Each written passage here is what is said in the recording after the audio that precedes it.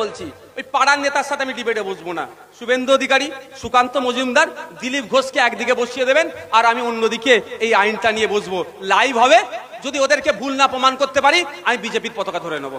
এত বড় চ্যালেঞ্জ দিলাম, এত বড় আমি চ্যালেঞ্জ রাখলাম। একা বসবো, অন্য কাউকে লাগবে না, এই আইনটা নিয়ে বসবো। ঠিক করতে বলুন, বসাতে বলুন, কারণ এই আইনের যে সংশোধনী গুলো সবাই রাজা আমাদের এই রাজার দেশে, আমরাও এখানেও যেন ওই মুখ্যমন্ত্রীর চেয়ারে বসিয়েছি ভোট দিয়ে, এটা মাথায় রাখবেন। ও যদি রাজার মতো কেউ, বাদশার মতো যদি কেউ অর্ডার দেয়, ওই অর্ডারকে আমরা মানবো না। তবে হ্যাঁ, গণতান্ত্রিক প্রক্রিয়ায় শান্তিপূর্ণভাবে আমরা প্রতিবাদ করে যাব, আগামী দিনেও প্রতিবাদ করব। যার ক্ষমতা আছে আমাদের আন্দোলন আটকে রাখা। আমি গতকালকে বলেছিলাম, আজকেও বলছি, গতকালকে মঞ্চ থেকে বলেছিলাম যে আমি আগামীকাল দেগঙ্গাতে প্রতিবাদ মিছিলে যাব তিনটে বিষয় নিয়ে।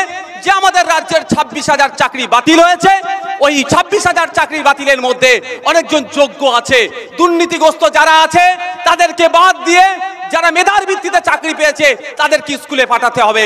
এই বঞ্চনা, এই দুর্নীতির প্রতিবাদে এবং কাশ্মীরের পেহেলগাঁওতে যে সন্ত্রাসবাদী আক্রমণ হয়েছে, সেই সন্ত্রাসীদের প্রতিবাদ, সন্ত্রাসের প্রতিবাদে এবং সাথে সাথে ওয়াকফ সংশোধনী আইনের বিরুদ্ধে এই প্রত্যাহারের দাবি নিয়ে প্রতিবাদ সবাই যাব। পারলে বন্ধ করে দেখাও।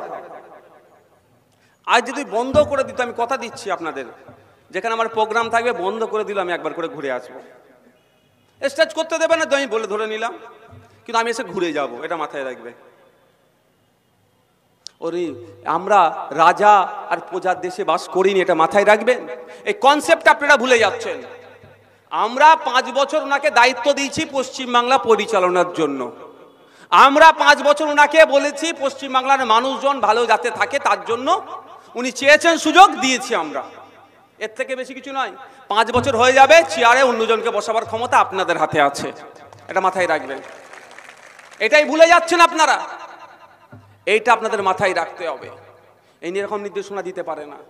এটা উনি রিকোয়েস্ট করতে পারতেন যে এই পরিস্থিতি হচ্ছে, ওয়াকফ আইনলে এই হচ্ছে, হ্যান হচ্ছে, ত্যান হচ্ছে, যে কটা দিন এটা বন্ধ রাখো, পরে আমরা আবার করব, এটা বলতে পারেন। কিন্তু উনি যেভাবে বললেন, এটাকে কোনোভাবেই মেনে নেওয়া যায় না। মমতা ব্যানার্জি পশ্চিমবাংলার সংখ্যালঘু মুসলমানদের জন্য কতটা ভাবে, এটাই তো সময় ছিল ভাই, যে ওয়াকফ নিয়ে মমতা ব্যানার্জিরও একটা অল পার্টি মিটিং ডাকলে ভালো হতো। আমি তো আজ নির্দেশ দিতে পারি না, আমি রিকোয়েস্ট করতে পারি।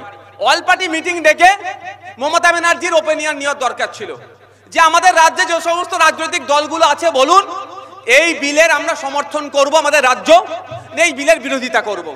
তখন দুধকে দুধ, পানিকে পানি হয়ে যেত। তার পরিবর্তে মমতা ব্যানার্জি নির্দেশ কি দিচ্ছে, ওয়াকফ নিয়ে কেউ গুলোগুলি করবেন না, যদি কেউ গুলোগুলি করে তার থেকে বড় শত্রু কেউ আর হবে না।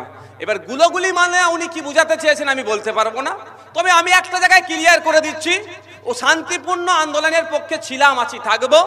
অশান্তির পথে কেউ যাবেন না, অশান্তির পথে গেলে কোনো সমস্যার সমাধান হয় না। শান্তিপূর্ণ পথ অবলম্বন করলে দিনের শেষে জয়ী হয়ে বাড়ি ফিরবেন। কিন্তু মমতা ব্যানার্জির উচিতটা কি ছিল, কি দরকার ছিল, যে বিধানসভা থেকে একটা বিল পাস করানো, যেই বিলের মধ্যে প্রস্তাব পাস করানো, যেই প্রস্তাবের মধ্যে উল্লেখ থাকবে যে ওই অসাংবিধানিক বিল আমাদের রাজ্যে তথা দেশের জন্য প্রত্যাহার করতে হবে, আমরা মানব না। করেছেন না, করে উল্টে আপনাকে শাসাচ্ছে, ধমকাচ্ছে, আপনাকে বলছে এইসব করতে না করতে হবে না, আমি আছি বলে লাভটা কি হবে, কতটা লাভ হবে? বলেছিল মোদিজি হিন্দু খাতরে মে হ্যায়, আমাকে ভোট দাও, হিন্দুরা বিপদ থেকে মুক্ত হবে। 10 বছর পার হয়ে গেছে, হিন্দুরা বিপদ থেকে মুক্ত হয়েছে? এখানে যারা হিন্দু সমাজের মানুষ আছেন, মাইকের আওয়াজ যাচ্ছে, আপনারা বলুন শুভেন্দু অধিকারীকে, আপনারা বলুন দিলীপ ঘোষকে, সুকান্ত মজুমদারকে বলুন যে আমরা হিন্দু, পেট্রোলের দাম মুসলমানদের থেকে অর্ধেক টাকায় কিনবো, তার ব্যবস্থা কি করো তুমি? যে আমরা হিন্দু, গ্যাসের দাম মুসলমানরা যেই দামে কিনবে তার থেকে অর্ধেক দাম আমরা দেব, এই ব্যবস্থা করো। পারবে? করুক না, করবে না। কিন্তু বলছে হিন্দু বিপদে আছে, ভোট দাও, হিন্দু বিপদ মুক্ত হবে।